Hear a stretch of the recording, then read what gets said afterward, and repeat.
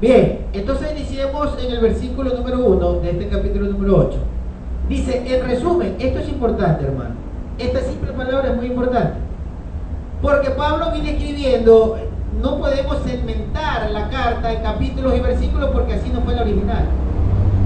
Cuando alguien escribe una carta no la segmenta en capítulos y versículos. Hace una carta empezando su pensamiento y teniendo el desarrollo de la misma y luego la conclusión. Acá dice en resumen, es decir, va a resumir lo que vino diciendo desde el principio. Lo que venimos diciendo es esto. Lo que venimos diciendo desde el principio. Tenemos un sumo sacerdote que se sentó a la diestra del trono de la majestad en los Shamaín, en el cielo. Servidor del santuario y del verdadero tabernáculo que levantó Yahweh y no el hombre. Entonces acá es necesario que pongamos todo el entendimiento en lo que estamos leyendo, tener una amplia comprensión lectora. Ciertamente tenemos la dificultad de la traducción, como dice Marcelo, las interpolaciones y las adulteraciones en ocasiones que son malintencionadas y dirigidas a confundir y a quitar toda la verdad del concepto hebreo, del concepto real de la inspiración de toda escritura. Dice que tenemos a un sumo sacerdote que se sentó a la diestra, en el santuario verdadero. Ese santuario no hecho por manos de hombre. Pero resulta que el pueblo hebreo veneraba o tenía como fundamento de su fe el templo de Jerusalén, el templo físico hecho por hombres. Primero la Mizcá que hizo Moshe en el desierto, en el Sinaí, donde estaba el arca del pacto, el arca de la alianza, que posterior fue levantado, un santuario monumental, majestuoso, por Salomón, cumpliendo con el anhelo de su padre, David, quien decía, ¿cómo podré yo tener casa y no levantar una casa para Elohim? Pero hermanos, el transcurrir del tiempo y las malas interpretaciones del contenido real de lo que Yahweh había expresado se fue confundiendo a través de la filosofía que habían sido adoptadas por los maestros del pueblo, llegando precisamente a la veneración de algo físico. Y esto es lo que Shaul trata de mostrar al pueblo hebreo, que no era precisamente la presentación de un santuario físico el necesario para llegar al Eterno, y que por esa razón era necesario poner la mirada en el sumo sacerdote, que no sirve ya, que no está sirviendo en el momento que Pablo está escribiendo, antes del año 70, entre el 65 y el 70 posiblemente se escribe esta carta, porque aún está en pie el santuario, el templo de Jerusalén. Entonces era necesario que el pueblo entienda que el mayor sumo sacerdote, el cual no tenía que presentar ofrendas, sacrificios por su propio pecado, como sí lo hacía el terrenal, ese sumo sacerdote con mayor jerarquía, que era el mediador de un pacto con mejores promesas, estaba sirviendo en el templo primero o en el templo original, porque recordemos que a Moshe se le mostró un modelo de algo ya existente. Al menos así fue como ocurrieron las cosas en el Sinaí. Bien, en ese sentido es indispensable, hermano. Sí, en esta parte una acotación pequeña, Marcelo. Realmente el sacerdocio dice que otra de las ventajas del sacerdocio de Melquisedec, según Shaul, es que el sumo sacerdote no puede. Recordemos que también el sacerdocio hasta ese tiempo era hereditario de la línea genética. Entonces eran personas de diferente condición muchas veces, unos más, en más Kedushá, en más santidad que otros, y les tocaba por línea genética, porque era como a manera de una secuencia de una sucesión familiar. Pero la orden de Melquisedec es eterna, no necesita de los sacrificios para limpieza personal de la vida misma del sacerdote, y también porque está escrito en la misma de que solamente desde Josué hasta David hubieron 300 sumos sacerdotes. Entonces siempre había, como es un príncipe del pueblo, habría diferentes maneras de enfocar y de llevar de acuerdo a su criterio la aplicación de la Torah. Entonces lo que vemos nosotros es que en la doctrina de Yeshua, en la fe en Yeshua, ya tenemos la enseñanza única como rabino, como sumo sacerdote, como autoridad. Esa es la fe en Yeshua, realmente la confianza de que el entendimiento a su manera es invariable y es la voluntad del Padre. Sí, adelante, Marcelo. Sí, ya, eso es una acotación que estaba haciendo, sigue nomás. Bien, entonces la Torah a nosotros nos enseña, nos muestra en el capítulo de Shemot, en Éxodo capítulo 25, que a Moshe en el Sinaí se le ordena hacer la Mishkan, se le ordena hacer un modelo de cortinas, se le ordena los utensilios, se le ordena hacer el arca, pero sobre todo en el versículo número 40 le dice: hazlo todo conforme al modelo que te hemos mostrado, conforme al modelo que te hemos mostrado, de esa manera debes hacerlo, dice el capítulo número 25 de Éxodo en el verso 40. Esto sucedió en el Sinaí. Y algo importante también, hermanos, de conocer y saber que existía ya. ¿De qué forma? No lo podemos explicar, porque son misterios que un día lo vamos a conocer. ¿Cómo es que existe un santuario, un templo en el cielo? Eso no lo vamos a poder explicar. Pero sí hay testimonios, por ejemplo, como el de Juan, que él dice haber visto la visión, donde veía el templo en el cielo y veía el arca en el templo. En el libro de Apocalipsis, Juan lo dice en el capítulo número 11, específicamente en el versículo 19, dice que veía en el cielo el templo en el cielo y el arca en el templo. Entonces, lo que Shaul les está tratando de comunicar, tratando de hacer entender a la congregación hebrea, creyentes en Yeshua, pero con una firme convicción de todo lo que los rabinos han venido enseñando por mucho tiempo. Recordemos que las escuelas, tanto de Shammai como de Hillel, las Yeshiva, que tienen una gran influencia en el pueblo en el siglo I antes de Yeshua, tenían como concepto principal el servicio del templo y la importancia de él, cuando le decía al pueblo, sus maestros, que si llevaban sus ofrendas hasta el altar, si ponían sus ofrendas en él, ya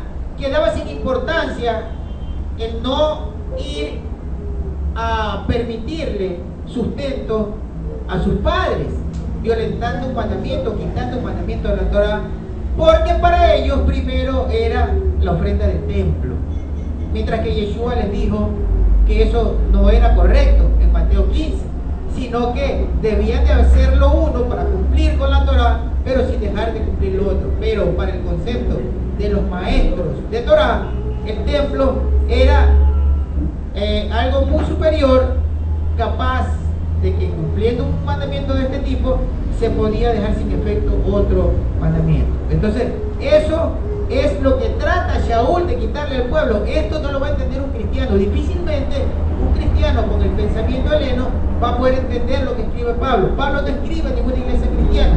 La podemos recoger todo esto para entender que Pablo está rescatando la Torá y que no está anulando la Torá, que lo que está haciéndole tratar de entender al pueblo es que halajá como estas ya no van, que la veneración a un lugar físico hecho por hombres no tiene la mayor importancia como poner su mirada en el servicio de Yeshua una vez ministrando en el templo. Entonces vamos a hacer también que participe nuestro hermano Moshe en esta introducción de esta segunda parte para continuar con el resto de los versículos. Adelante, Moshe. Pues es lógico y normal que hoy en día cualquier cristiano que se precie tiene la oportunidad en el libro este de Hebreos de tener la sabiduría de que Pablo nos presenta la escritura conforme al original. De hecho, bien dices de que él intentaba sustraer a todos aquellos que directamente tenían ya una forma contemporánea, una forma muy específica de hacer las cosas y que realmente estaban influenciados por las casas de la judaica en este caso. ¿Qué ocurre hoy en día con todo lo que estamos teniendo? Las diferentes religiones, las diferentes formas de hacer las cosas, que si es el catolicismo, que es el protestantismo, que es incluso, bueno, las diferentes vías que luego nos traen las religiones.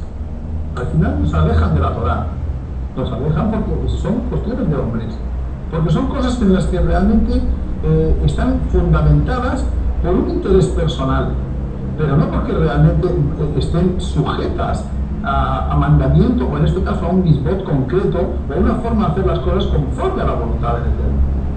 Son las cuestiones en las que hoy en día tenemos que, incluso los que hoy en día hablamos, y hablo por mí mismo, corregir ese hábito de años que hemos tenido haciendo las cosas conforme a un criterio diferente al de la Torá, que ahora la Torá nos muestra de una forma sencilla, explícita, que realmente es mucho más fácil, pero como tenemos el vicio ya incrustado en nuestros genes, por decirlo de alguna forma, nos cuesta, pero claro, con voluntad, con intencionalidad y con las formas, intentando agradar al Eterno. Pero realmente, cuando Pablo, en este caso Saúl, está diciéndoles, oiga, que tenemos que hacernos conforme a como está escrito, no conforme a lo que diga una yeshiva, o a lo que diga un señor, o a lo que diga un rabino, o a lo que diga, y bueno, estamos hablando de Torá, pero imaginemos cuando nos metamos ya directamente con Talmud.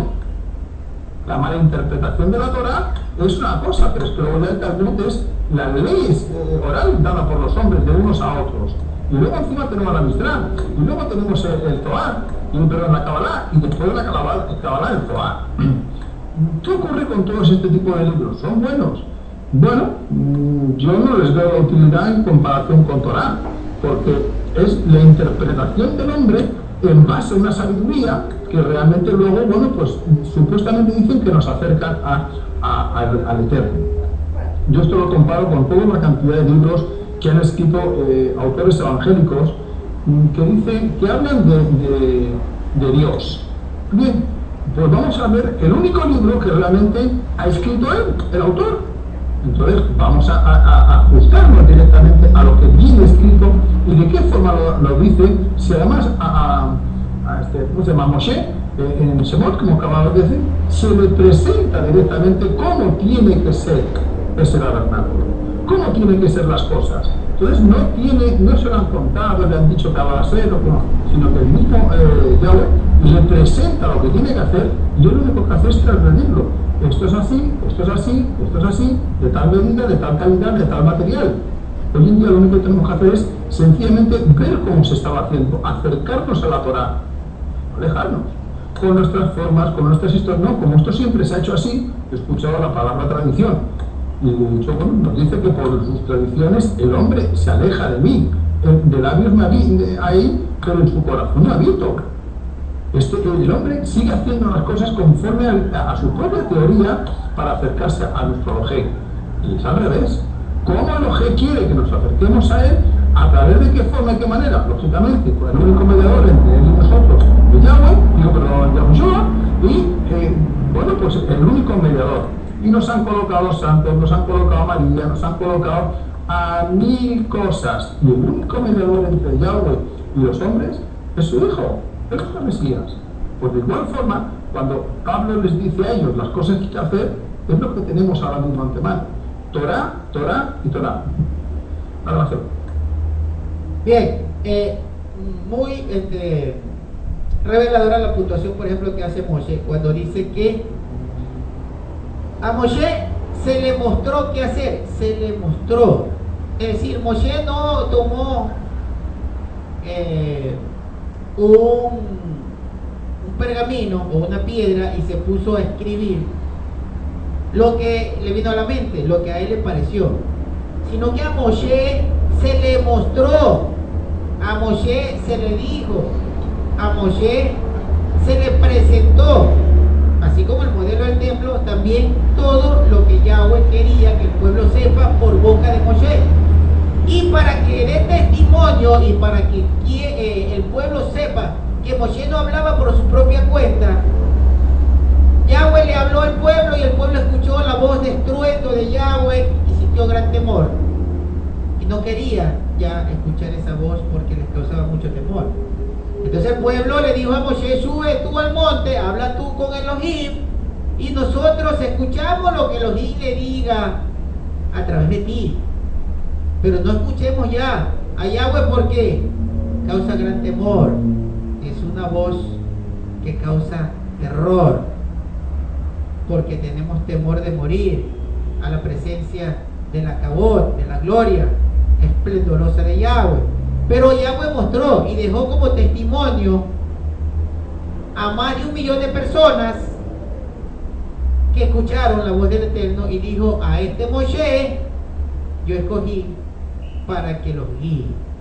Entonces es importante esa puntuación, porque hoy en día todo aquel que se dice ser estudioso de la Biblia quiere dejar de lado a Moshe.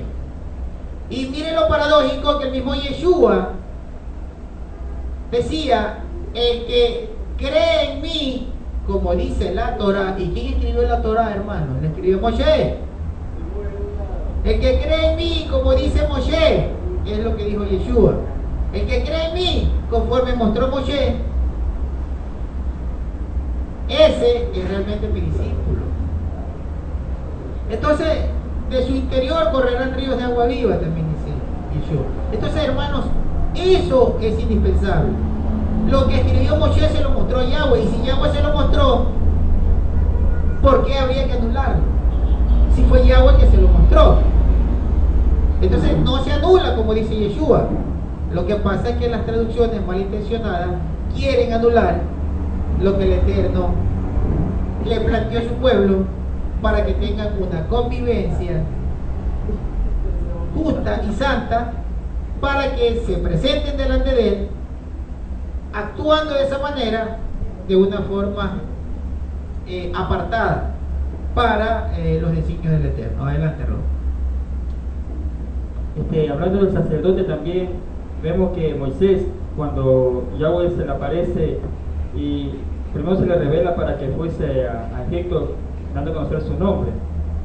Después Yahweh hace y escoge entre los hijos de Israel a la tribu de Leví para que ejercieran, dice, el sacerdocio, pero perpetuo, o sea, serían de él por todas las generaciones. Eso habla el libro de Números. Y vemos el libro de Apocalipsis también, que habla de los 144.000, y de los 144.000 hay 12.000 que son de la tribu de Leví. O sea, el sacerdote levítico no está anulado, sigue vigente, porque Yahweh lo ha mencionado en el libro de Números.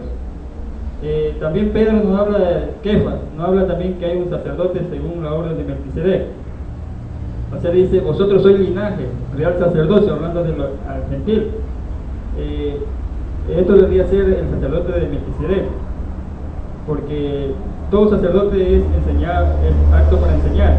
Vemos que los talmidim, los discípulos, enseñaron también el nombre, porque el sacerdote llevaba el nombre en el tabernáculo. Creo yo que la Torá no está abolida, sigue vigente. Sí, hermano. Bien, conforme a lo que dice Raúl, es muy cierto que el orden levítico no se pierde, el orden levítico no se anula. Shaul no lo está anulando tampoco en esta carta. Shaul lo que dice es que hay un cambio en cuanto a la ordenanza. ¿Por qué, hermano? Porque una vez que el templo deja su función, los levitas no tienen donde ministrar, el pueblo del Eterno, el pueblo escogido, el remanente de Yahweh, no queda sin sacerdote. Eso es lo que está tratando de decirle a quién. No a los judíos que están pensando en que el templo es, y el sacerdote levita en ese momento es el interlocutor o es el mediador, sino le está diciendo a la congregación de hebreos, pero creyentes en Yeshua, que tienen que tener la mente y tienen que tener el corazón y sus ojos puestos en el mediador levantado en el templo, que es un santuario en el cielo, el cual iba a estar como mediador de este remanente, de este pueblo, creyentes en Yeshua, para pedir por cada uno al Padre en el perdón de los pecados involuntarios. Eso es lo que Pablo está tratando de hacer que ellos entiendan, porque si no, como Marcelo decía en otras ocasiones, se quedaban desamparados, sin un mediador, sin alguien que pueda interceder, porque recordemos que el intercesor era el sumo sacerdote, y para eso lo tenían ellos como fundamento especial el templo, de tal motivo que en el templo había varios servicios en el día donde la gente iba precisamente a eso, a presentar sus ofrendas, sus oraciones, cuando habían cometido alguna falta. Eso es importante. En el versículo número 3 de Hebreos 8 dice: porque a todo sumo sacerdote se le designa para presentar ofrendas y sacrificios, de ahí que era necesario que él también tuviera algo que ofrecer. Esto sí quisiera también que los hermanos intervengan, porque quisiéramos conocer la opinión de cada uno. ¿A qué se refiere Shaul cuando dice todo sumo sacerdote debía de presentarse? Porque una de las ordenanzas en el libro de Shemot, de Éxodo, le dice Yahweh que en ningún momento, jamás, un sacerdote podría presentarse con las manos vacías. Tenía que llevar su ofrenda. Entonces dice acá Shaul en Hebreos 8:3: porque todo sumo sacerdote se le designa para presentar ofrendas y sacrificios. De ahí que era necesario que él también tuviera algo que ofrecer. Adelante, Marcelo. Sí, bueno, que pues claro, ya con el antecedente que hemos dado de la carta, es claro que el sumo sacerdote primero hacía ofrendas. Había más o menos unas 16 ofrendas que se hacían, y la mayoría de ellas eran por él. En ese tiempo, por el sumo sacerdote, la orden de Leví. ¿Por qué? Porque él llevaba familia, él llevaba una vida, él estaba expuesto a la violación de la Torá. Entonces él, para lograr entrar una vez al año al lugar santísimo, tenía que hacer limpieza por él mismo y luego por el pueblo. Entonces nosotros vemos que el sumo sacerdote es el único que era capaz de llevar ante el Padre el sacrificio por el pecado voluntario del pueblo. El pecado involuntario tiene otras ofrendas, y no se trata del pecado involuntario la misión del sumo sacerdote, porque para eso realizaban las ofrendas los otros sacerdotes, los levitas, recibían los sacrificios, ejecutaban los sacrificios que recibían los animalitos de parte de las personas que llevaban como ofrenda por sus pecados involuntarios. Entonces, el sumo sacerdote siempre se hacía una ofrenda, pero en el caso de Yeshua, la ofrenda fue el mismo, para entrar en el lugar santísimo. Él se dio a sí mismo como ofrenda. Hay que recordar que es la ofrenda de expiación es el mismo. ¿Por qué? Porque él, si vemos la enseñanza del día de expiación, la Torah que corresponde al día de expiación, vemos que se hacen los sacrificios de la cabra a Adonai y del cordero a Adonai y del cordero a Sacer. Entonces nosotros vemos que aquel día en el Gólgota se cumplió tanto el sacrificio de Pesach como el sacrificio de expiación. Existe un estudio de Michael Root sobre el arca, cómo fue ungida por Yeshua. Fue ungida el arca cuando Juan mira en capítulo 19 de Juan, vemos que él es el único emisario que está a los pies del madero y ve la muerte de Yeshua, la exhalación. Entonces él hace un acto todo y dice: yo, Juan, soy testigo de lo que acabo de ver, porque dice que las piedras se abrieron y viene algo contexto, fuera de contexto sería, si no entendemos esta parte, en el verso 32 del capítulo 19 dice: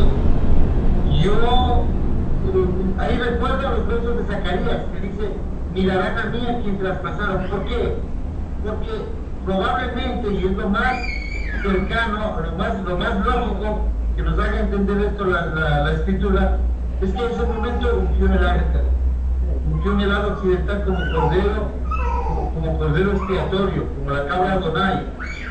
Por eso también vemos que antes de su sacrificio en el madero, estuvieron las dos cabras, cuando estuvo Yeshua Barnaba y Yeshua Ben Yosef, lo que normalmente le llaman Barrabás en la cristiandad. Entonces, si nosotros vemos en Wikipedia, vemos que él se llamaba Yeshua Barnaba.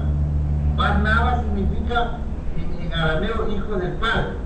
Entonces los dos eran Yeshua, los dos estaban detenidos porque los dos querían la liberación de Israel. Pero Barrabás era un revolucionario que creía que a través de las armas podía lograr la liberación de Israel y creía que era la liberación que tenía que realizarse del imperio. Entonces, cuando el pueblo decidió que Barrabás salga libre, entonces estaba cumpliendo el día de expiación, cuando la cabra Sacer era lanzada libre al desierto y donde se despeñaba. Entonces la cabra Adonai se le ponía la suerte sobre su cabeza y se le llevaba el sacrificio. Y vemos que eso sucedió con Yeshua cuando fue llevado al madero. Y todos los pasos, absolutamente todos los pasos del día de expiación se cumplieron en aquel día. Entonces nosotros vemos que el sacrificio que se hizo por la orden de Melquisedec fue el sacrificio que fue de sí mismo de Yeshua por la expiación de las 12 tribus de Israel. Adelante, Marcelo. Bueno, no sé si Moshe tiene algo. Moshe, adelante. Pues sí, la verdad es que ya que Marcelo ha profundizado tanto, Marcelo Espinosa, en el nombre de uno de los títulos que realmente tenía nuestro Mashiach, Yeshua, era Barnaba. Según dice, ¿cómo explicarlo?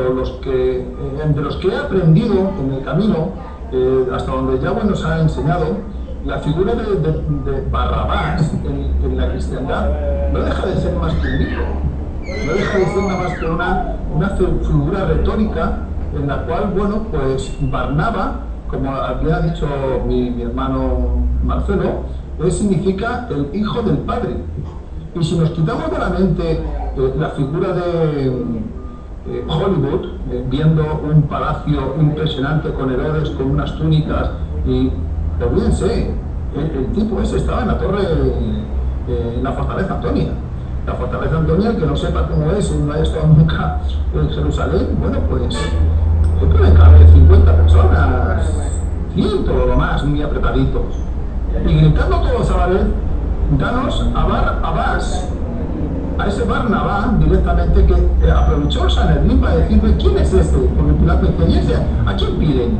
Estaban pidiendo al Hijo del Padre, estaban pidiendo a Mashiach, libera a Mashiach, pero entonces no se hubiese cumplido la escritura, entonces no hubiésemos podido tener una...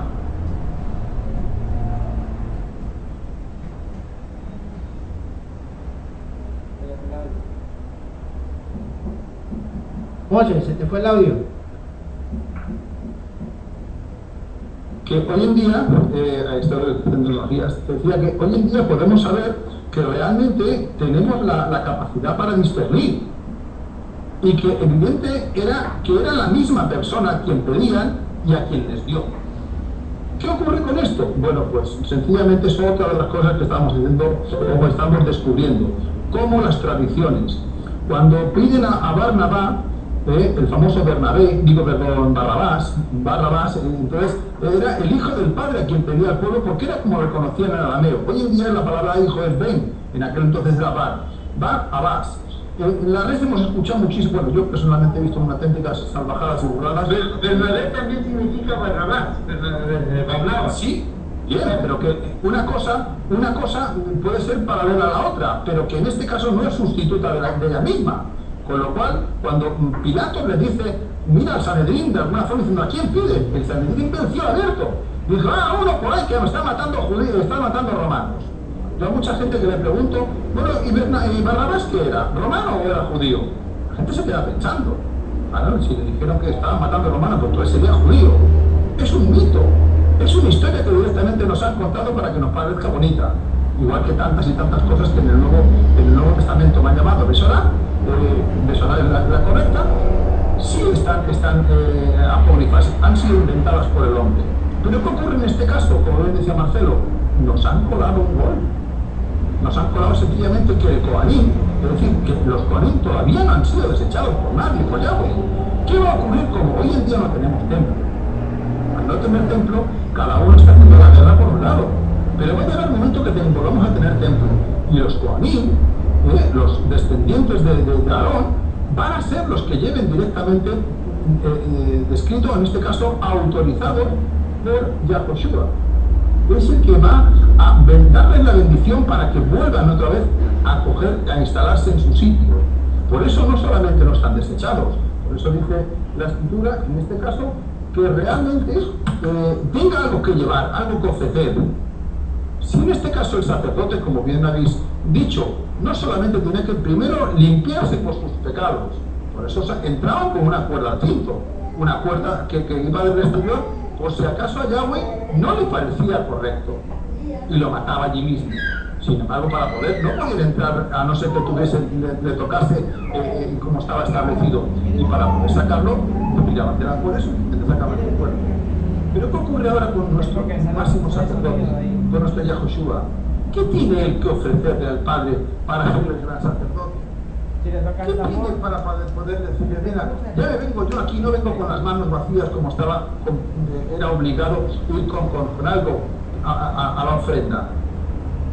Dio su vida y dio su sangre, como decía anteriormente Marcelo.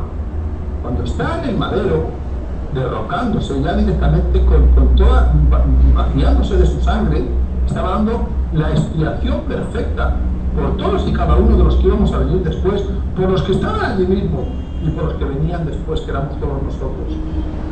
Eso es lo que venía de ofrenda delante del Abba, para dar por toda la humanidad, para aquel que, como dijo la Escritura, aquel que en él crea sea salvo, mas tenga vida eterna. Sin embargo, esa sangre no se ha perdido. Esa sangre, como evidente el reportaje que nuestro hermano Michael Root hizo, esa sangre está bien recogida en el arca. Está bien guardada para que cuando llegue el momento sea otra vez ofrecida, sea la que nos libre de todo pecado. Es lo que realmente Mashiach, como sumo sacerdote, realmente que es, como la máxima autoridad en este mundo y en el allá, y en todos los mundos que haya, realmente es la autoridad. Realmente es el que puede cambiar y quitar pecados, no otro. Por eso se llevaban las manos a la cabeza. ¿Quién es este que dice tus pecados te son perdonados? Cuando el paralítico le dice, bueno, ¿y tú qué quieres? No, a mí me sangre es suficiente. Pues levántate, que tus pecados te son perdonados. ¿Qué os haría para aquel pueblo? ¿Qué os haría para esa gente que estaban escuchando, que estaban completamente mediatizados por el sistema religioso de la época, del fariseísmo? ¿Quién es este? Este puede hacer tal cosa, este puede hacer tal otra, hay quienes tienen unas cosas y quienes tienen otras. Sin embargo, Mashiach le rompe esa visión o esa forma de ver las cosas y va a la Torá y les acerca. Oiga, es que oísteis que fue dicho, macho os digo. Por eso que cuando leamos en las escrituras de cierto ricos que están diciendo una revelación verdadera, una cosa que no es que sea verdadera, es que la están confirmando de una forma taxativa. Eso es lo que realmente viene nuestro Mashiach para entregarle al Padre cuando se pone en el templo y hace el sacrificio. ¿El sacrificio por qué? ¿Por quién? ¿Para qué? ¿En qué? Anda, que no somos pecadores. Incluso los que sabemos que somos o que estamos, pecadores somos. De hecho, no sé si en alguna ocasión lo he dicho, pero creo que el mejor título que tenemos no es conocer las Escrituras, no es tener la salvación, es que pecadores arrepentidos. Es el mejor que tenemos porque ese nos va a garantizar que la figura de Mashiach, que la figura de la muerte en ese Calvario, en ese Golgotá, realmente nos da el pasaporte para acceder a la sangre de Dios.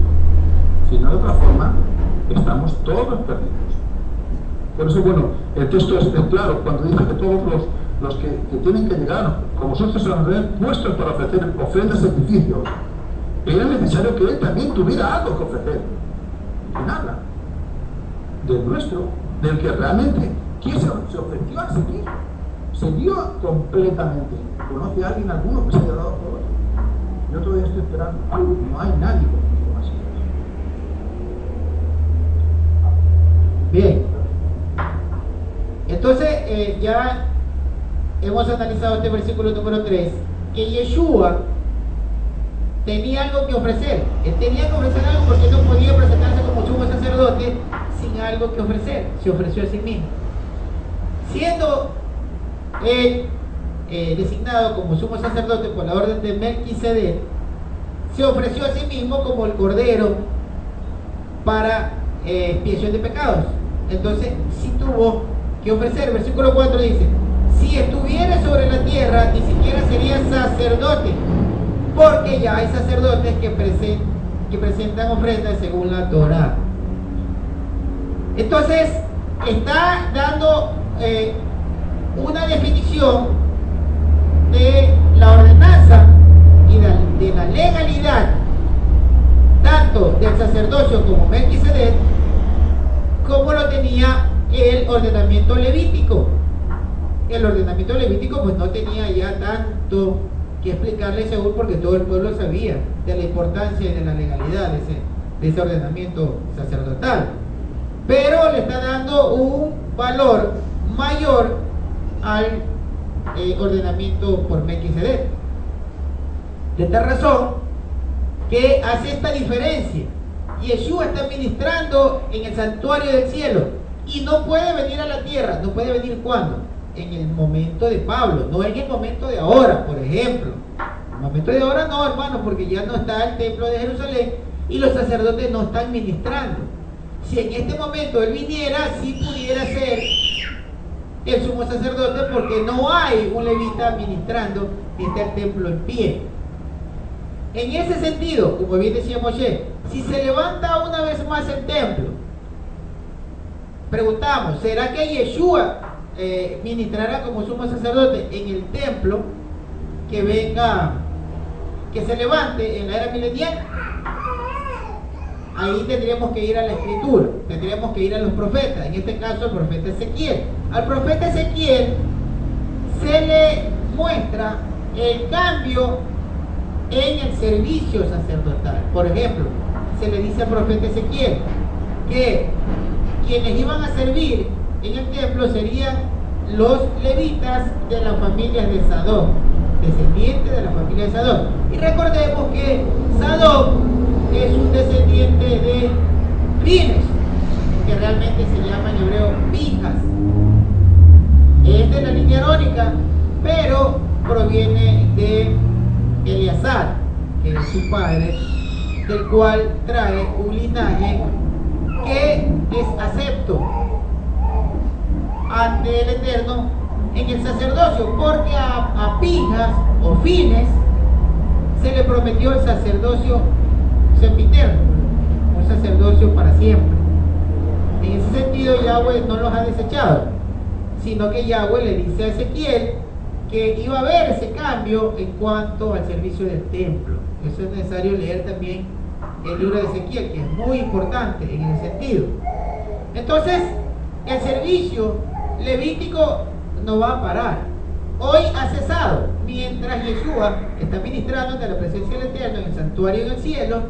Ha habido un receso del servicio levítico hasta que se levante el templo milenial, donde ellos van a servir los sacerdotes de las familias que desciendan de Sadoc. Eso es claro, y estoy seguro que Yeshua lo cumplirá de esa manera. Bien. Hay una cosa, hermano. Los sacerdotes en la era del milenial, dice aquí en Levítico, las vestiduras sobre el sacerdotal. Se vestirá, dice, la túnica santa de lino, y sobre su cuerpo tendrá calzoncillo de lino. O sea, y aquí en el libro de Ezequiel también nos dice que los sacerdotes también se vestirán de lino, sello serán sin mancha. O sea, aquí cuando se presentaban, dice, al templo para hacer sacrificio, ellos después que se sacaban el sacrificio, se sacaban el vestido, lo lavaban y nuevamente se presentaban al tabernáculo. En este caso, cuando Yeshua esté enseñando en la era milenial con los levitas, es de la misma forma, porque eso habla de Ezequiel, porque son de la línea de Aarón. Bien, ahora veamos en el versículo número 5 de este capítulo 8. Dice: ellos sirven en lo que es figura y sombra del santuario celestial. Los sacerdotes que están ministrando en el momento que Pablo está escribiendo esta carta, dice que están sirviendo en algo que es figura, o que es una sombra, o que están haciendo un ensayo, una micrá del santuario celestial. Dice acá, porque cuando Moshe iba a construir el tabernáculo, se le advirtió: mira, hazlo todo conforme al modelo que se ha mostrado en el monte. Pero ahora Yeshua ha alcanzado un servicio sacerdotal más excelente, porque es mediador de una alianza superior, establecida sobre promesas superiores. Porque si la primera alianza, mire lo que traduce, no sé cómo está la Reina Valera acá, en este versículo número 7 de Hebreos 8, dice: porque si la primera alianza hubiera sido sin defecto, no se habría dado lugar a una segunda. Primero, Shaul dice que todo tanto lo que hizo Moshe y el servicio sacerdotal solo era una micrá, era un ensayo, era una sombra del templo o del servicio que Yeshua iba a administrar en el santuario celestial, en el cielo. Adelante, Moshe. La Reina Valera te dice desde el 1909, porque si el primer pacto no hubiera sido sin defecto, no se habría procurado lugar para un segundo. Bien, en ese sentido, mire la manipulación y mire la mala intención que tiene la Reina Valera de tratar de anular la Torá. ¿Por qué, hermano? Porque cuando se habla de pacto, todos los cristianos y todos los que hemos leído entendemos que se habla de la ley de Moisés. Sabemos que es de la Torá, que el pacto, el contenido del pacto es la Torá. Ese es el contenido. Y cuando dice que si no hubiera tenido defecto, entonces no se la habría que cambiar, o no habría lugar para una segunda. Entonces el entendimiento por esta mala definición, o por esta mala interpretación, o por la manipulación del traductor, hace comprender a un lector que no tiene el fundamento o que no tiene el contexto para poder discernirlo, que está hablando del pacto, que el pacto tiene un defecto y por tal defecto tiene que ser suplantado por un segundo. Pero si usted revisa, si usted lee en el texto griego, usted se va a encontrar que aparece la palabra ameptos, que significa sin defecto y sin culpa. Sería contradictorio, Pablo, si estuviera escribiendo que si no tuviere ameptos, que ameptos ya significa sin culpa. Es decir, simplemente tendría que haber puesto la palabra ameptos. Si el pacto, en este contexto no encaja la definición de defecto, sino sin culpa. ¿Por qué, hermano? Porque un pacto se celebra entre dos partes, y eso es un pacto. Acá no estamos hablando, ni Pablo está hablando del contenido del pacto, está hablando de la celebración y el cumplimiento del pacto. El pacto tiene como contenido dar la Torá. La Torá tiene como fundamento instrucciones para llevar una mejor convivencia. Ese es el contenido del pacto. Ese pacto tiene como atenuante el que el celebrante del pacto, el que dispone el pacto, da las condiciones o las cláusulas de la misma, en este caso los mandamientos de la Torá, y el beneficiario del pacto, que es el pueblo, tiene el deber de cumplirlo para recibir las bendiciones expuestas en los preceptos o en los acápites de ese pacto, que es la Torá. Entonces, el defecto o la culpa en el pacto, no en el contenido, sino en la celebración, es que el pueblo invalidó el pacto. No es que el contenido del pacto tenga defectos, porque entonces estaríamos hablando de un Dios imperfecto, de un Elohim imperfecto, de Yahweh siendo imperfecto, y eso no tiene cabida. Sino que el cumplimiento del pacto fue que tuvo culpa o defecto, por eso utiliza la palabra mentos, y por eso Pablo la resalta. Y dice es que hubo incumplimiento en el pacto, y es por eso que traía a colación lo que dijo Jeremías. Ese es el contexto verdadero. No está hablando que la Torá tiene defectos, porque si no estuviera diciendo que tiene un Elohim imperfecto que hizo algo equivocado. Él está hablando del defecto del cumplimiento de ese pacto por parte del pueblo. El pueblo no lo cumplió, el pueblo invalidó el pacto, y eso da la oportunidad a que se celebre o que se renove dicho pacto en unas mejores condiciones o en una mejor promesa para que tenga efecto el cumplimiento. Entonces, si continuamos leyendo, lo vamos a entender. Él toma... Adelante. Adelante. Ahora, a colación, es algo. Génesis, Bereshit 17:7. Por cuanto vamos a descubrir cómo realmente estos traductores malintencionados, o por lo menos nada aptos para el tema, cuando le dice el mismísimo Yahweh a Abraham, capítulo 17:7 de Bereshit. Yo estoy leyendo en una Kadosh. Yo estoy estableciendo mi pacto entre mi palabra y tú, junto con tu sera, después de ti, generación por generación, como pacto perpetuo, de ser Elohim para ti y para tu sera después de ti.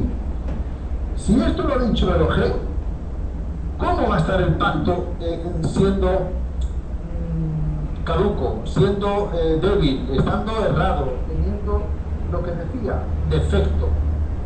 El único defecto que tenemos es el hombre. El hombre se permite el lujo de violar las cosas que no es el pacto entre el hombre y Yahweh, sino él mismo debe hacer un pacto entre mi palabra, entre mi Torah y tú. Pero contigo vienen todas las generaciones. Realmente lo que acaba de decir Marcelo es la pura realidad. El segundo es precisamente porque necesitamos una salvación. Necesitamos un plan, precisamente para salir del lío en el que nos hemos metido. Curioso, 430 años después sin profeta, el mismo tiempo que estuvo el pueblo de Israel en Egipto dándole a la esclavitud. Con estas cosas podemos entender que los señores que están ocurriendo, y no solamente esto, veremos cuando lleguemos al versículo 13, ya para tirarnos de los pelos, pero vamos a ir paso a paso. Pero quería hacer el apunte de que el pacto es de Yahweh, no es nuestro.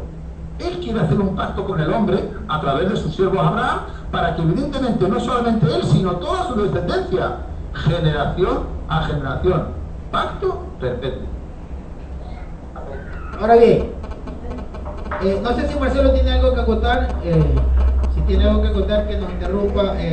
El versículo número 8,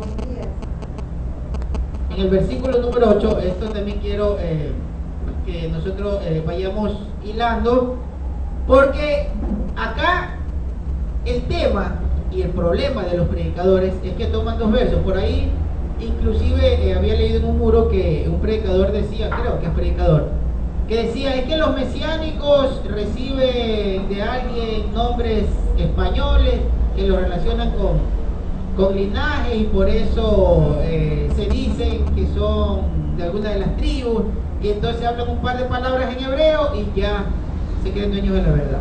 Pero piensen ustedes que yo creo que todo aquel que entra en la senda antigua ya no utiliza ese formato evangélico cristiano de tomar 2 y 3 versos y creer que eso es un fundamento creíble de tener entendimiento. Porque en esta carta, si se aíslan todos los versículos, el que acabamos de leer, el versículo número 13, que es el final de esta carta, de este capítulo 8, como dijo Moshe, si se aíslan esos 2 versos, daría el entendimiento de que está hablando de la anulación de la Torá, del pacto mismo que es la Torá. Pero fíjense lo que dice el versículo 8, es que no se puede leer separado. Separaron los capítulos y los versículos, pero la carta debe ir continua, porque el pensamiento se corta si lo separamos. Veamos el versículo 8 lo que dice. Porque él le encuentra falta cuando dice, miren, vienen días, dice Yahweh, en que concertaré con la casa de Israel y con la casa de Judá una nueva alianza. Entonces, primero, vayamos analizando punto por punto, que es importante. Aún una palabrita se nos puede escapar y se nos cambia el pensamiento. Shaul hace este análisis cuando lee Jeremías 31. Jeremías 31 dice, vendrán días cuando concertaré una nueva alianza o un nuevo pacto. Recordemos que utiliza la palabra brit. Si usted va al texto hebreo, utiliza la palabra brit, la palabra de pacto. Brit hadashah, la renovación o la restauración de ese pacto, que es diferente a hacer algo nuevo, de nuevo inicio. Eso no es lo que adelante. También, en este verso también que toma Pablo de la Septuaginta, está la palabra caenos, que significa restaurado y renovado en el griego. Adelante. Bien, valga la puntualización de Marcelo en el texto de la Septuaginta, que es griego, de lo que según los teólogos posiblemente haya sacado Pablo, cosa que a mí personalmente no me satisface, porque yo estoy seguro de que Pablo leía en textos o arameos, en los Targum, o Pablo tenía un texto hebreo. De eso no me cabe la menor duda, porque Pablo era un hombre muy versado, y estando en una yeshiva como la de Gamaliel y teniendo sus padres los recursos suficientes, yo sí creo que Pablo tenía un texto de Torá. Pero bueno, en todo caso, como bien dice Marcelo, aparece la palabra griega de la Septuaginta, que habla precisamente de algo que se renueva, de algo que se refresca, no de algo que se inicia como nueva fabricación o nuevo inicio. Eso es importante entenderlo. Sin estos conceptos no vamos a comprender nada. Además está claro que dice que el pacto es con la casa de Israel y con la casa de Judá. Ahí no existe lamentablemente iglesias para todos nuestros hermanos que los amamos, y por eso fue el trabajo que estamos haciendo para que ellos también alcancen esta misericordia del Eterno como nos llegó a nosotros, y lograr ver sin vendas estos textos donde no aparece una iglesia gentil independiente pagana que come chancho. Entonces aquí vemos que el pacto, sea nuevo, sea renovado, sea como se llame por último, es con la casa de Judá y con la casa de Israel. O sea, lo de fondo es eso. Y se lo decimos con mucho amor en el Eterno. No es un sectarismo, no es absolutamente nada fuera de nuestra imaginación, algo fuera del entendimiento bíblico o de nuestra interpretación. Estamos leyendo. Ellos pueden leer, pueden corroborarlo en el idioma que ellos gusten y inclusive pueden tomar el texto de Jeremías 31, donde no se anuncian pactos con gentiles, los gentiles no tienen pacto con el Eterno. Bien, y lo indispensable es cómo Pablo enseña como a niños, porque Pablo enseña de una manera, es una característica muy didáctica que utiliza Pablo para enseñar. Miren la forma, le está diciendo un pueblo conocedor de Torah, y le dice en el versículo 8, porque él encuentra falta cuando dice, porque todos sabían lo que decía Jeremías, pero él les aclara, como lo estamos haciendo ahora, y les dice, lean Jeremías. Y miren que cuando dice, concertaré una nueva alianza, ¿por qué concerta una nueva alianza? Porque encontró una falta. ¿Y por qué tiene que explicarle al pueblo hebreo que Yahweh encontró una falta? Si ellos asumen que están haciéndolo bien, que el pueblo ha estado bien guardando la Torá, ¿por qué Shaul le dice, miren que con Jeremías Yahweh encuentra falta? Y por eso habla de esta manera Jeremías. Era importante, usted no lo va a entender desde el cristianismo, pero para ese pueblo era importante decirle, cuando le habló a Jeremías de esa manera, es porque encontró una falta en el pacto y necesitaba el pacto una motivación. Realmente lo que se encuentra, lo que le toca hacer al Eterno es renovar el pacto. Por eso dice, con la casa de Israel. ¿Por qué? Porque la casa de Israel se salió del pacto. Entonces toca renovar. La gente no sabía cómo iba a traer a la casa de Israel. Realmente ellos no imaginaban en el tiempo de ni Jeremías imaginaba cómo iba a ser traída a la casa de Israel. Si sabían claramente que el Eterno nos dio la Torah, pero él habla de renovado. Dice, claramente dice, este es el pacto que haré con la casa de Israel y con la casa de Judá en aquellos días. Y luego en el verso 33 dice, pero este es el pacto con la casa de Israel. Es muy enfático en repetir que es con la casa de Israel que tiene que renovar el pacto. ¿Por qué? Porque la casa de Judá está con pacto. No ha perdido el pacto, ellos han guardado la Torah a su manera, a su entendimiento. Ellos están dentro de la Torah y sus errores los juzga la Torah. Entonces nosotros vemos que los que tienen que renovar, o sea, volver a hacerlo, es la casa de Israel, porque si es que un gentil, ahí vamos al término que habíamos hablado anteriormente, cuando se adhiere un gentil, se convierte. Cuando un israelita, así no lo sepa él, regresa, va a la Torah, se restaura. Nunca se restaura lo que no fue. Entonces toca restaurar el pacto con la casa de Israel. O sea, no sé si me hice explicar, no sé si está claro, Marcelo. Bien, sí, adelante, Raúl también va a intervenir, adelante, Raúl. Aquí, en el verso 33 de Jeremías dice, el pacto con los levitas, dice, entonces podrá también invalidarse mi pacto, dice, con mi siervo David, para que le falte un hijo que reine sobre el trono, y mi pacto con los levitas y los sacerdotes. O sea, el sacerdote no, en Jeremías 2, también nos dice, los sacerdotes no dijeron, ¿dónde está Yahweh? ¿Dónde está Yahweh? Los depositarios de la Torah no me conocieron. O sea, aquí explica de que, a pesar de que los sacerdotes no anunciaban el nombre, no le daban a conocer al pueblo, pero tienen el pacto que es para estos días. No está hablando de una iglesia cristiana, sino a la casa de Israel, que están en los levitas. Y claro, es que Yahweh no rompe sus pactos. Por eso acá, por ejemplo, cuando Shaul recuerda lo que dijo Jeremías, dice, encuentran falta. Yahweh le encontró falta, por eso dice, viene el día en que haré un nuevo pacto, restauraré el pacto. Dice, porque él le encuentra falta cuando dice, mire, vienen días, dice Yahweh, en que concertaré con la casa de Israel, como decía Marcelo, y con la casa de Judá, aquí en nuestra iglesia. Nunca dice, renovaré mi pacto, le quitaré al pueblo de Israel y le daré a una iglesia. No, voy a renovar el pacto con la casa de Israel y con la casa de Judá. Versículo 9.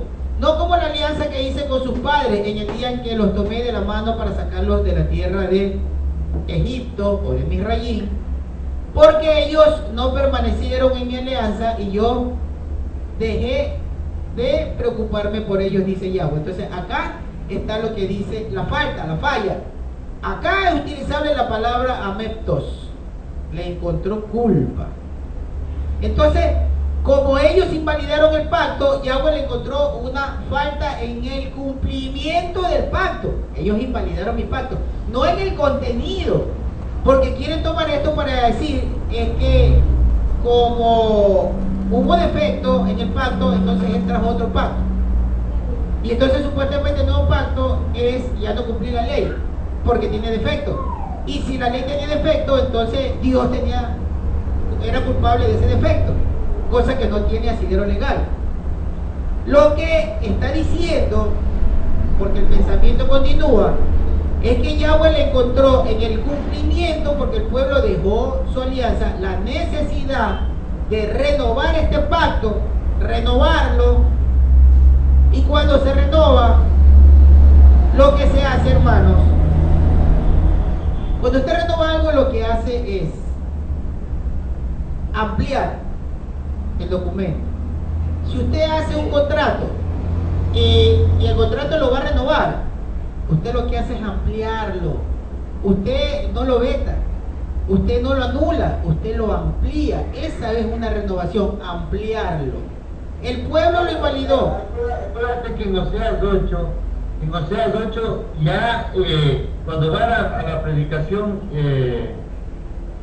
Oseas a la casa de Israel, Oseas 8 dice, les hablo de la Torah y les parece cosa extraña, es porque violaron el pacto. Entonces, a eso se refiere el Eterno, a la casa de Israel que desconocía ya de la Torah, ya ellos estaban en desentendimiento y tenían que restaurarles el pacto, si es que querían regresarles, como se narra el perdón a Efraín en los primeros versos, creo que en el verso 18, 19, 20 de Jeremías 31, antes de dar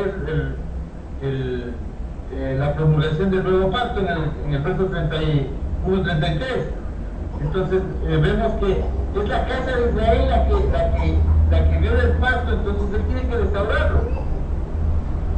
Bien, por eso dice, en Oseas dice, llamaré a mi pueblo el que no era mi pueblo. O sea, correcto, pero después dice, y en el mismo lugar serán llamados pueblo mío. Entonces, primero invalidaron el pacto y le dice, le voy a dar carta de repudio y no será mi pueblo. Pero dice, pero en el mismo lugar serán llamados pueblo del Elohim Altísimo o pueblo del Dios Altísimo. Entonces, ¿ahí qué hace? ¿Se renova el pacto? ¿O se extiende el tiempo? Esa es la parte más clara, ahí está más claro. Correcto, entonces se renova o se prorroga el pacto. En el versículo 10 de este capítulo 8 de Hebreos dice, porque esta es la alianza que haré con la casa de Israel. Aquí ya no interviene la casa de Judá. ¿Por qué, hermanos? Porque la casa de Judá no perdió el pacto. Solo la casa de Israel, las 10 tribus que fueron esparcidas, según narra en 2 de Reyes 17.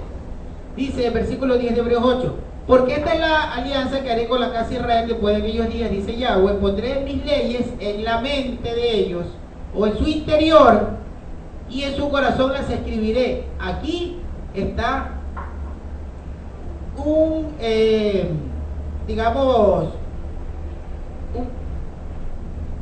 se dice? En un contrato, una cláusula.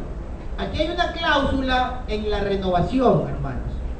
¿En qué se basa la renovación? ¿En el contenido del pacto? No, porque no está diciendo que está renovando su contenido. ¿Cuál es el contenido? La Torá. ¿Qué contiene la Torá? Instrucciones. Si cumple con esas instrucciones, viene la bendición. Si usted lee Levítico 28, usted se va a encontrar con que Levítico 28, a partir del versículo 1, dice, si tú cumples, le voy a leer. Ahora, si tú obedeces a Yahweh tu Elohim para observar fielmente todos los fundamentos y mandamientos que yo te ordeno hoy, Yahweh tu Elohim te pondrá muy por encima de todas las naciones de la tierra. Todas estas bendiciones vendrán sobre ti y se realizarán si le haces caso a la palabra de Elohim. Entonces, ese es el contenido del pacto. El pacto tiene leyes y reglamentos, estatutos, que hay que cumplirlo para recibir bendición. Ese es el ofrecimiento del pacto. El beneficiario de ese pacto tiene que cumplir con esas ordenanzas, y si no cumple con esas ordenanzas, entonces recibe lo que dice el versículo 15 de Deuteronomio 28. Pero si no obedeces a Yahweh tu Elohim para observar fielmente todos sus mandamientos y leyes que yo te ordeno hoy, todas estas maldiciones vendrán sobre ti y se realizarán. Si estuviéramos hablando en un término legal con abogados, estuviéramos analizando la parte jurídica de este contrato, de este pacto. Este pacto tiene cláusulas. Estas son las cláusulas de obedecer el contenido pleno del pacto para recibir un beneficio. El beneficiario tiene que acogerse a todos los preceptos o a todos los acápites o a toda la reglamentación de este contrato para obtener el beneficio. Pero cuando una de las partes incumple, en este caso el pueblo, incumplió, entonces queda sin efecto unilateralmente porque el pacto no se cumplió. Queda sin efecto unilateralmente. ¿Por qué? Porque el beneficiario no se acogió a los términos del pacto, sino que los dejó. Entonces no es beneficiario del pacto, y por eso es que dice en el libro de Oseas que ya no pertenece al pueblo porque lo dejó, porque se apartó, pero que en el mismo lugar donde se dijo ya no eres mi pueblo, vas a ser mi pueblo, porque iba a haber una renovación, se le iba a dar una oportunidad, se iba a extender ese contrato, se iba a prorrogar ese pacto. ¿Cómo se iba a prorrogar? Con un nuevo atenuante. ¿Cuál era?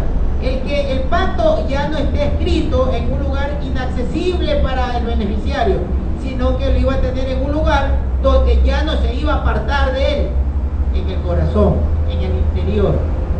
Ese es la nueva promesa, o la más grande promesa, de la cual el mediador, el formador y el estructurador de esa nueva forma morfológica donde iba a estar escrito ese pacto, esa alianza o ese contrato, era Yeshua, a través de su espíritu. El espíritu de Yeshua es el que interviene para sellar ese pacto en el corazón y en el interior de las personas. Esa es la diferencia. Esa es una gran diferencia, por eso Pablo la resalta y dice: él es mediador de una promesa mayor, más grande. ¿Por qué, hermano? Porque esta promesa tendrá fiel cumplimiento, porque la Torah ya no va a estar en un lugar extraño, sino que va a estar en su corazón. Versículo número 11. Versículo 10. Adelante, Moshe. A raíz de lo que estamos hablando ahora mismo, de que totalmente contaminado, lo que pasa es que le estamos dando tanta cancha que realmente, si nos paramos a escuchar lo que realmente ellos dicen, ¿qué es lo que dicen? Antiguo Testamento y Nuevo Testamento. La palabra testamento, como quien acaba de decir, necesita un testador y un beneficiario. Mi pregunta siempre les hago la misma a los que le llaman Nuevo Testamento y Antiguo Testamento: ¿quién murió en el Antiguo Testamento? No murió nadie. ¿Y en el Nuevo? ¿Quién murió en el Nuevo Testamento?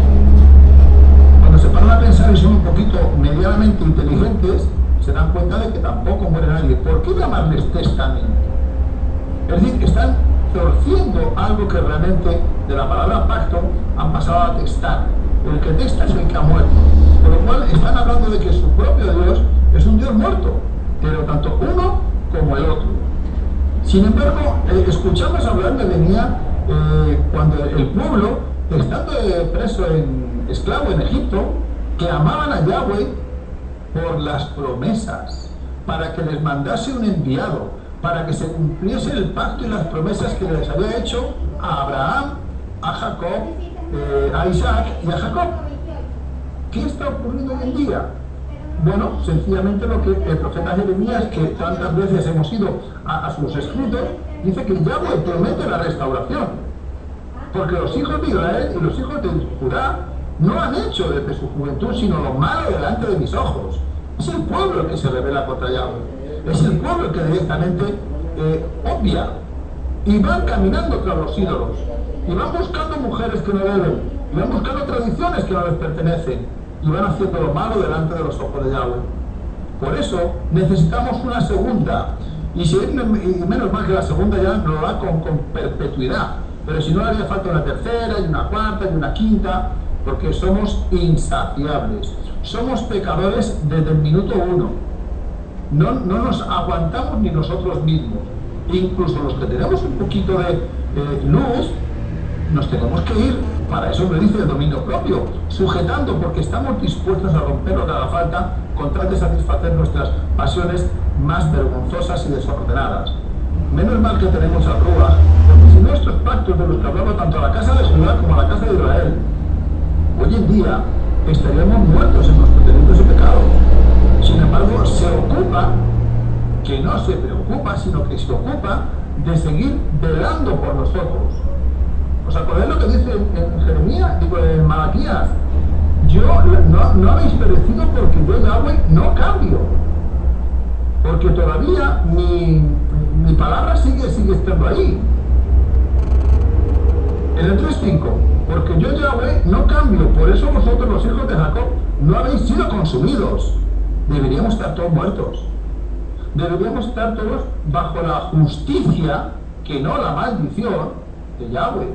Por eso seguimos hablando lo que hablamos, por eso seguimos estando donde estamos, por misericordia. Y tanta misericordia tuvo de nosotros que se inventó el pacto, se inventó la Besorá, se inventó el pacto, un no renovado, porque sería un poco decir que el otro no vale y vamos a mejorarle.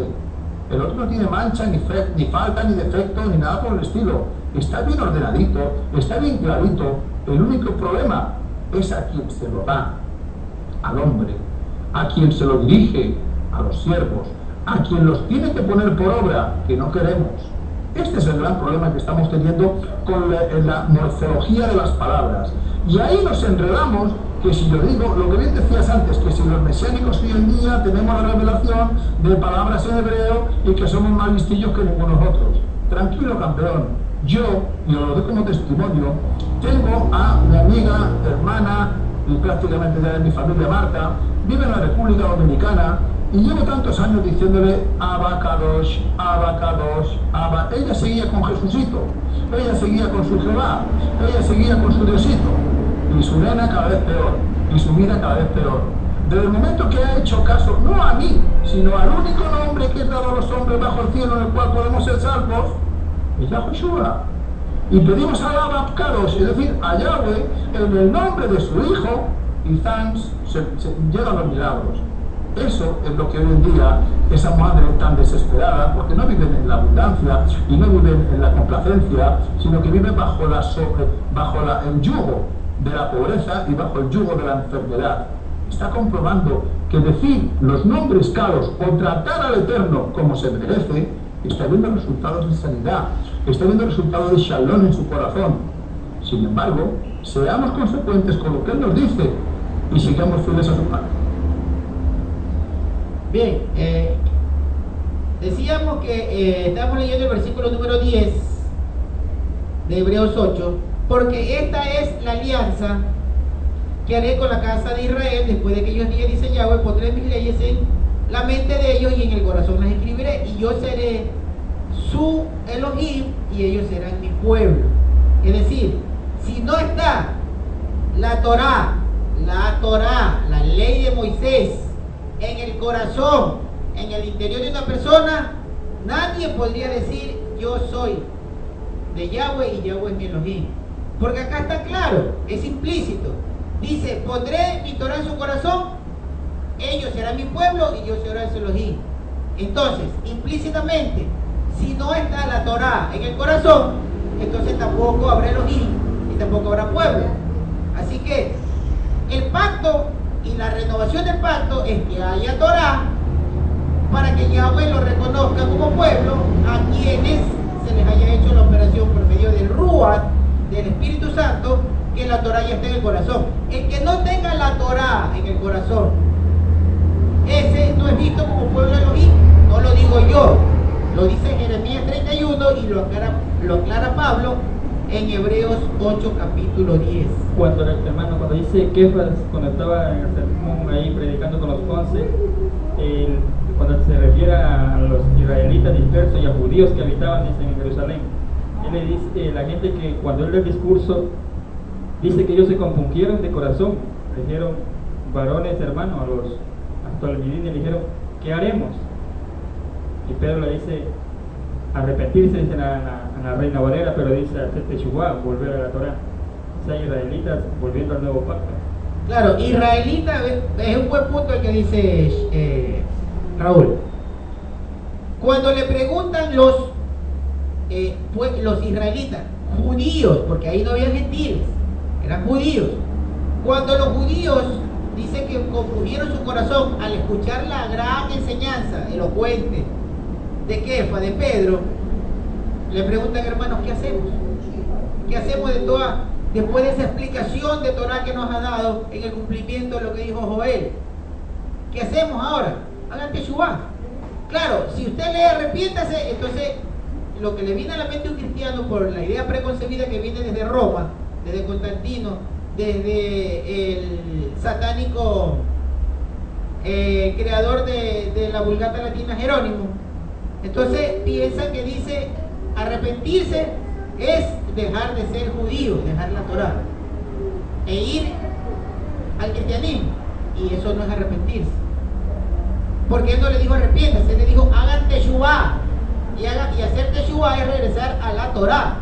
¿Y por qué le dice regresar a la Torah? Porque ellos están creyendo que la están cumpliendo, pero en realidad estaban cumpliendo halajá rabínica. Entonces les dice hagan teshuvá. Eso es un buen punto del que nos acaba de recordar Raúl. Buenísimo ese punto. Versículo número 11. Estamos en Hebreos 8. Nadie tendrá que enseñar a su prójimo, ni nadie a su hermano, diciendo conoce a Yahweh. Miren ustedes, en la época de Jeremías, dice que en esos días ya nadie dirá conoce a Yahweh. En la época de Jeremías se supone, hermano, que el pueblo venía conociendo a su Elohim, sabiendo quién es su Elohim. Pero sin embargo, Yahweh dice que vendrán días en que ya nadie tendrá que enseñar conoce a Yahweh, porque entonces me conocerán, dice Yahweh. Entonces eso nos enseña, nos indica que verdaderamente no había el conocimiento pleno de quién era Elohim. Versículo número 12. Porque tendré misericordia de sus injusticias y jamás me acordaré de sus pecados. Esto nos demuestra que Yahweh nunca desechó por completo al pueblo de Israel, que un remanente siempre estuvo en la mente de Yahweh y siempre Yahweh los estuvo apartando para él. Un remanente. Aquí no cabe iglesia, porque dice, me olvidaré de sus faltas. Me olvidaré de sus faltas. Con ese pueblo que iba a concertar la renovación de la alianza, que iba a prorrogarle el pacto, no se iba a acordar ya de sus faltas, sino que con ellos iba a concertar esa renovación. Entonces, ¿dónde los desechan?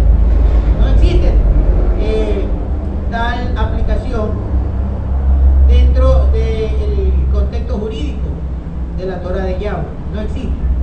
El pueblo que él escogió permanece su remanente, y por ende el remanente es la representatividad de ese pueblo que escogió desde el inicio. El versículo 13, y que es del que nos habló Moshe anteriormente, que ha causado también, ha sido causante de que este pueblo ya no, de que las personas, los predicadores, primero desechen al pueblo y segundo desechen la Torah de Yahweh por la mala interpretación. Esto sí creo yo personalmente que fue una manipulación malintencionada para sacar de raíz todo pensamiento que lleve como referencia al cumplimiento de la ley de Moisés. Hebreos 8:13 dice, al hablar de una nueva, da por anticuada la primera, y lo que se hace anticuado ha envejecido y está a punto de perecer. La Reina Valera habla de viejo, de que se envejeció.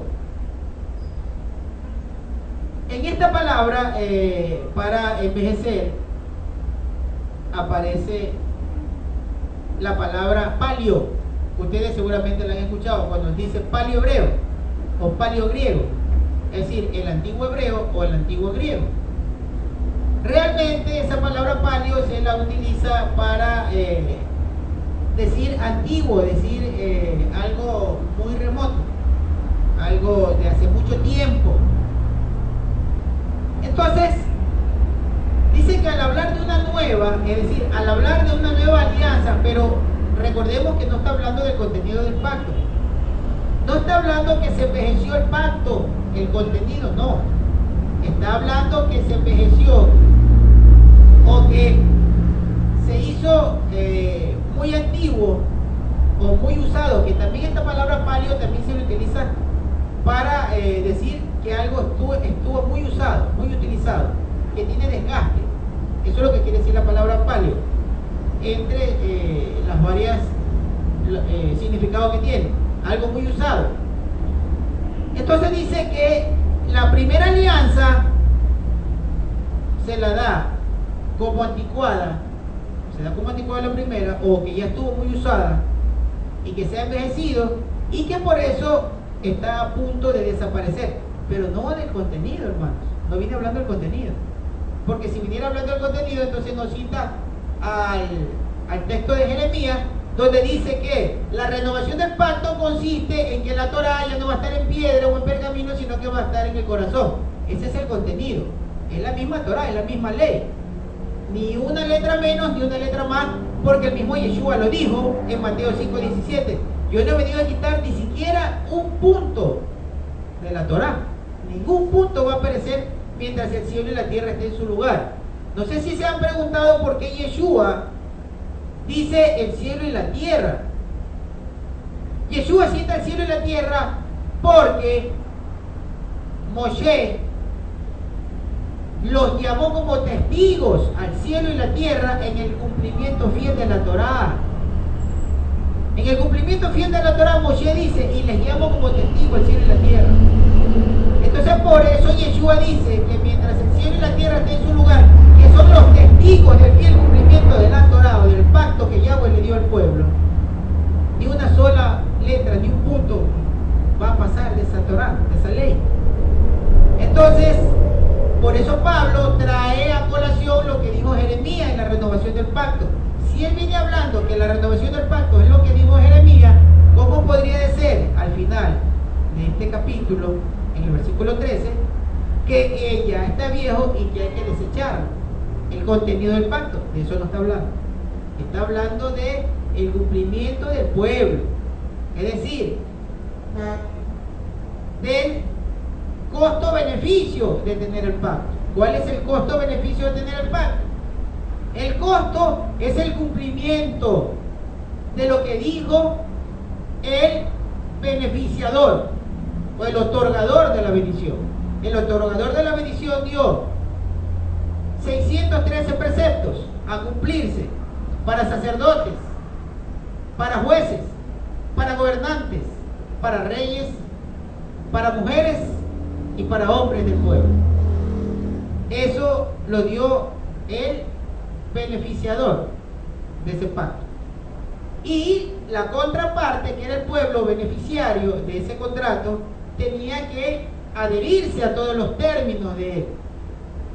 Al estar fuera de un solo término, entonces anula o viola la concertación de ese pacto, por ende unilateralmente queda terminado. Entonces, como quedó unilateralmente terminado, queda palio por su uso, entonces le da la oportunidad, dice acá Pablo y explica, entonces viene la oportunidad de que se renove, de que se amplíe, de que se haga un nuevo atenuante para concertar una alianza con su mismo contenido, pero renovado, en el cual morfológicamente ya no lo iba a tener el sacerdote y tenía que recitártelo semana a semana para que lo comprendas, sino que el Ruach, el Espíritu, te lo va a hacer entender, el Espíritu te lo va a escribir en el corazón, te lo va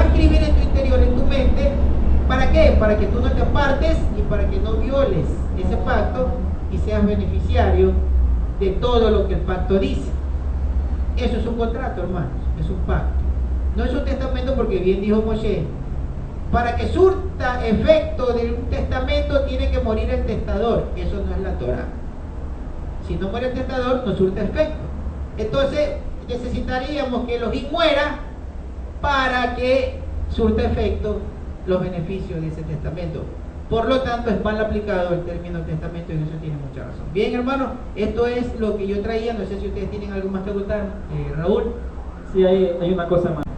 Pues es lógico y normal que hoy en día cualquier cristiano que se precie tiene la oportunidad, en el libro este de Hebreos, de tener la sabiduría de que Pablo nos presenta la escritura conforme al original. De hecho, yo dices de que él intentaba sustraer a todos aquellos que directamente tenían ya una forma contemporánea, una forma muy específica de hacer las cosas y que realmente estaban influenciados por las casas de la judaica en este caso. ¿Qué ocurre hoy en día con todo lo que estamos teniendo? Las diferentes religiones, las diferentes formas de hacer las cosas, que si el catolicismo, que si el protestantismo, que si incluso, bueno, las diferentes vías que luego nos traen las religiones. Al final nos alejan de la Torá, nos alejan porque son cuestiones de hombres, porque son cosas en las que realmente están fundamentadas por un interés personal, pero no porque realmente estén sujetas a mandamiento, o en este caso a un misbot concreto, o a una forma de hacer las cosas conforme a la voluntad del Eterno.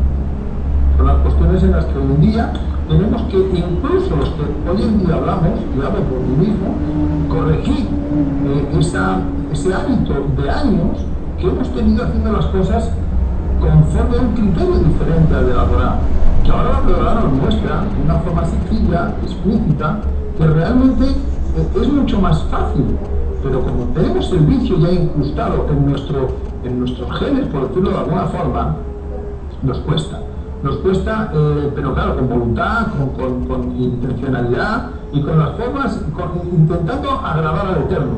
Pero realmente, cuando Pablo, en este caso Saúl, está diciéndoles, oiga, que tenemos que hacernos conforme a como está escrito, no conforme a lo que diga una yeshiva, o a lo que diga un señor, o a lo que diga un rabino, o a lo que diga, y bueno, estamos hablando de Torá, pero imaginemos cuando nos metamos ya directamente con Talmud. La mala interpretación de la Torá es una cosa, pero es que luego ya el Talmud es la ley oral dada por los hombres de unos a otros. Y luego encima tenemos la Mishnah, y luego tenemos el Zohar, pero la Kabbalah, y después de la Kabbalah el Zohar. ¿Qué ocurre con todos este tipo de libros? ¿Son buenos? Bueno, yo no les veo utilidad en comparación con Torá, porque es la interpretación del hombre en base a una sacerdote. Y también está escrito en la Mishnah de que solamente desde Josué hasta David hubieron 300 sumos sacerdotes. Entonces, siempre había, como es un príncipe del pueblo, habría diferentes maneras de enfocar y de llevar de acuerdo a su criterio la aplicación de la Torah. Entonces, lo que vemos nosotros es que en la doctrina de Yeshua, en la fe en Yeshua, ya tenemos la enseñanza única como rabino, como sumo sacerdote, como autoridad. Esa es la fe en Yeshua, realmente la confianza de que el entendimiento a su manera es invariable y es la voluntad del Padre. Sí, adelante, Marcelo. Sí, ya, eso es una acotación que estaba haciendo, sigue nomás. Bien, entonces la Torah a nosotros nos enseña, nos muestra en el capítulo de Shemot, en Éxodo capítulo 25, que a Moshe en el Sinaí se le ordena hacer la Mishkan, se le ordena hacer un modelo de cortinas, se le ordena los utensilios, se le ordena hacer el arca, pero sobre todo en el versículo número 40 le dice hazlo todo conforme a al modelo que te hemos mostrado. Conforme al modelo que te hemos mostrado. De esa manera debes hacerlo. Dice el capítulo número 25 de Éxodo en el verso 40. Esto sucedió en el Sinaí. Y algo importante también, hermanos, de conocer y saber que existía ya. ¿De qué forma? No lo podemos explicar, porque son misterios que un día lo vamos a conocer. ¿Cómo es que existe un santuario, un templo en el cielo?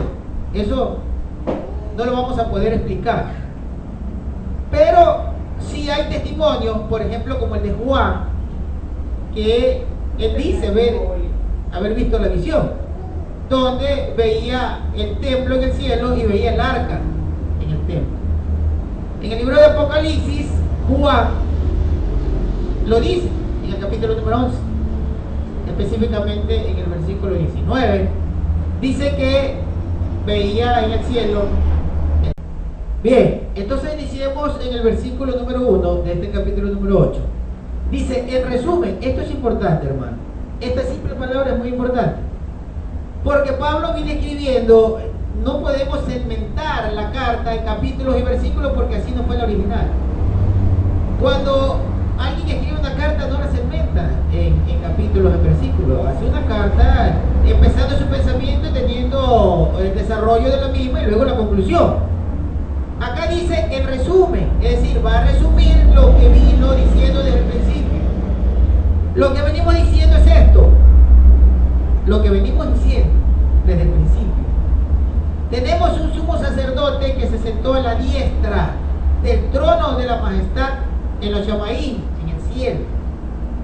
Servidor del santuario y del verdadero tabernáculo que levantó Yahweh y no el hombre. Entonces acá es necesario que pongamos todo el entendimiento en lo que estamos leyendo, tener una amplia comprensión lectora.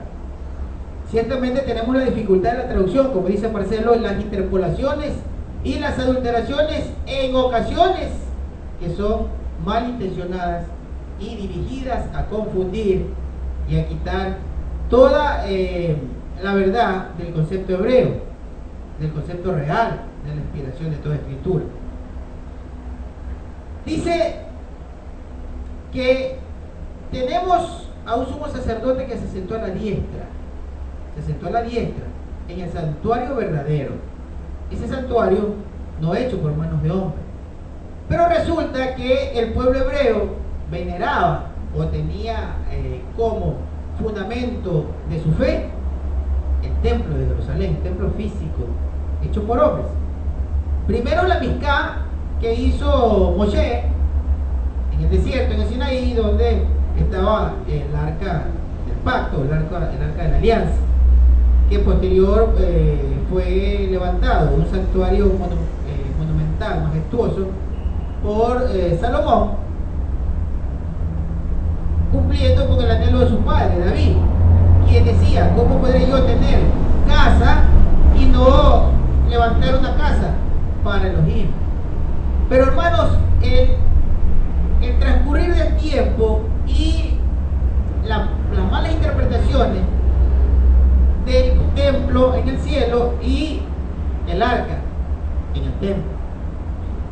Entonces, lo que Shaul les está tratando de comunicar, tratando de hacer entender a la congregación hebrea, creyentes en Yeshua, pero con una firme convicción de todo lo que los rabinos han venido enseñando por mucho tiempo. Recordemos que las escuelas, tanto de Shammai como de Hillel, las yeshivá, que tienen una gran influencia en el pueblo en el siglo I antes de Yeshua, tenían como concepto principal el servicio del templo y la importancia de él, cuando le decía al pueblo, sus maestros, que si llevaban sus ofrendas hasta el altar, si ponían sus ofrendas en él, ya quedaba sin importancia el no ir a permitirle sustento a sus padres, violentando un mandamiento, quitando un mandamiento de la Torá, porque para ellos primero era la ofrenda del templo, mientras que Yeshua les dijo que eso no era correcto en Mateo 15, sino que debían de hacerlo uno para cumplir con la Torá, pero sin dejar de cumplir lo otro. Pero para el concepto de los maestros de Torá, el templo era algo muy superior, capaz de que cumpliendo un mandamiento de este tipo se podía dejar sin efecto otro mandamiento. Entonces, eso es lo que trata Shaul de quitarle al pueblo. Esto no lo va a entender un cristiano. Difícilmente un cristiano con el pensamiento heleno va a poder entender lo que escribe Pablo. Pablo no escribe en ninguna iglesia cristiana. La podemos recoger todo esto para entender que Pablo está rescatando la Torá y que no está anulando la Torá, que lo que está haciéndole tratar de entender al pueblo es que halajá como estas ya no van, que la veneración a un lugar físico hecho por hombres no tiene la mayor importancia como poner su mirada en el servicio de Yeshua una vez ministrando en el templo. Entonces vamos a hacer también que participe nuestro hermano Moshe en esta introducción de esta segunda parte para continuar con el resto de los versículos. Adelante, Moshe.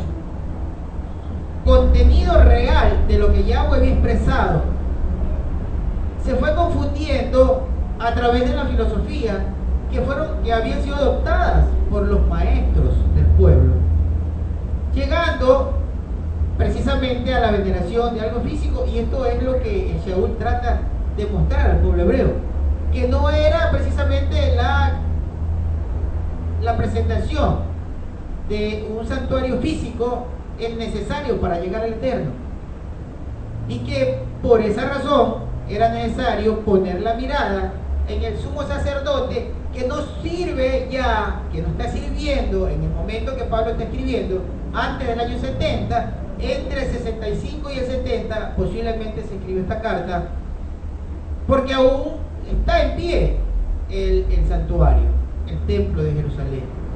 Entonces era necesario que el pueblo entienda que el mayor sumo sacerdote, el cual no tenía que presentar ofrendas, sacrificios por su propio pecado, como sí lo hacía el terrenal, ese sumo sacerdote con mayor jerarquía, que era el mediador de un pacto con mejores promesas, estaba sirviendo en el templo primero, o en el templo original, porque recordemos que a Moshe se le mostró un modelo de algo ya existente. Al menos así fue como ocurrieron las cosas en el Sinaí. Bien, en ese sentido es indispensable, hermano. Sí, en esta parte una acotación pequeña, Marcelo. Realmente el sacerdocio dice que otra de las ventajas del sacerdocio de Melquisedec, según Shaul, es que el sumo sacerdote no puede. Recordemos que también el sacerdocio hasta ese tiempo era hereditario de la línea genética. Entonces eran personas de diferente condición, muchas veces unos más que luchar, en más santidad que otros, y les tocaba por línea genética, porque era como a manera de una secuencia, de una sucesión familiar. Pero la orden de Melquisedec es eterna, no necesita de los sacrificios para limpieza personal de la vida misma del sacerdote.